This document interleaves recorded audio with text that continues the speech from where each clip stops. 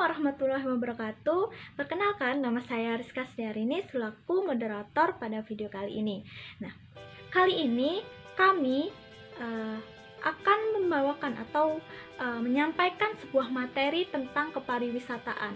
Nah, jadi nantinya itu akan dijelaskan tentang pengertian-pengertian pariwisata, baik itu menurut kelompok kami ataupun menurut para ahli. Nah, kemudian akan dijelaskan juga tentang jenis-jenis pariwisata itu ada apa aja. Nah, kemudian tujuan dari pariwisata itu apa sih? Nah, untuk itu dari pertama itu akan disampaikan oleh Mas Wawan.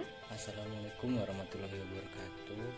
Di sini saya Tri Kurniawan akan menjelaskan tentang apa sih pengertian pariwisata.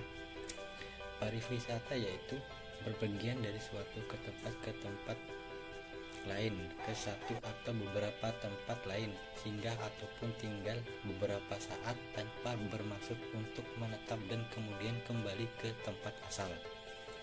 Menurut Marpaung 2002 halaman 13, pariwisata adalah perpindahan sementara yang dilakukan manusia dengan tujuan keluar dari pekerjaan rutin, keluar dari tempat kediaman.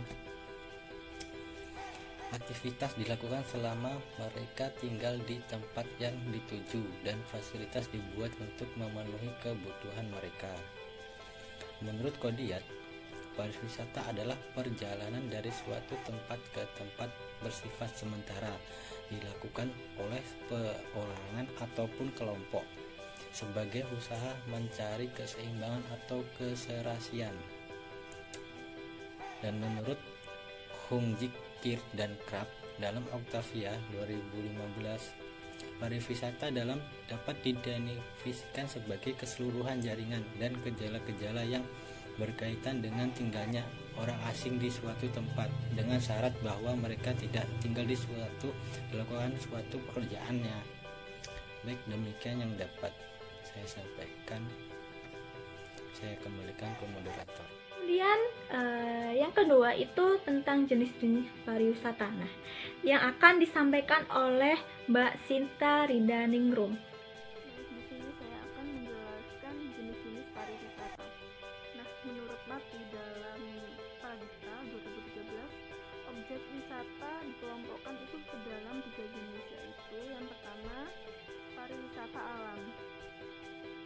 Pariwisata alam ini adalah wisata yang sudah disediakan oleh alam dan dengan sengaja dikelola untuk menarik wisatawan, misalnya laut, gunung, danau, kawasan lindung, cagar alam, pemandangan alam, dan lain-lain. Lalu yang kedua, pariwisata budaya.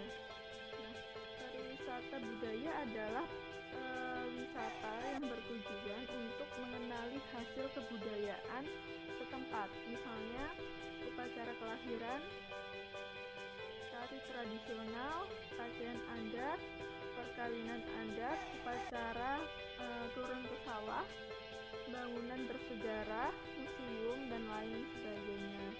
Lalu yang ketiga, pariwisata buatan. Nah, pariwisata buatan adalah suatu objek yang dibuat secara sengaja untuk menarik minat kunjungan wisatawan. Nah, misalnya ini seperti sarana dan fasilitas olahraga, permainan seperti layangan, hiburan lawak atau akrobat atau sulap, lalu taman rekreasi, taman nasional, pusat-pusat pembelanjaan, dan lain sebagainya. Nah, itu tentang tujuan dari pariwisata. Nah, dari tadi itu ngomongin tentang pariwisata. Nah, tahu nggak sih tujuan pariwisata itu apa? Oke, jadi apa sih tujuan dari pariwisata? Nah, jadi tujuan dari penyelenggaraan tentang kepariwisataan itu mempunyai beberapa tujuan. Yang pertama itu ada memperkenalkan, mendayagunakan, melestarikan, serta meningkatkan mutu objek dan daya tarik sebuah wisata. Nah, jadi dengan diadakannya penyelenggaraan kepariwisataan itu dapat memperkenalkan sebuah objek wisata yang ada di daerah tersebut, dan tidak hanya objek wisatanya saja tetapi daerah tersebut juga akan dikenal. Nah, kemudian pendaya gunaan kemudian dapat melestarikan serta meningkatkan mutu suatu daerah tersebut. Nah, kemudian tujuan yang kedua itu memupuk rasa cinta tanah air dan meningkatkan persahabatan antar bangsa. Oke, yang ketiga memperluas dan meratakan kesempatan berusaha dan lapangan kerja. Nah, jadi jika di sebuah negara ataupun di sebuah daerah itu terdapat sebuah objek wisata dan itu diselenggarakan khusus memang benar-benar untuk kepariwisataan.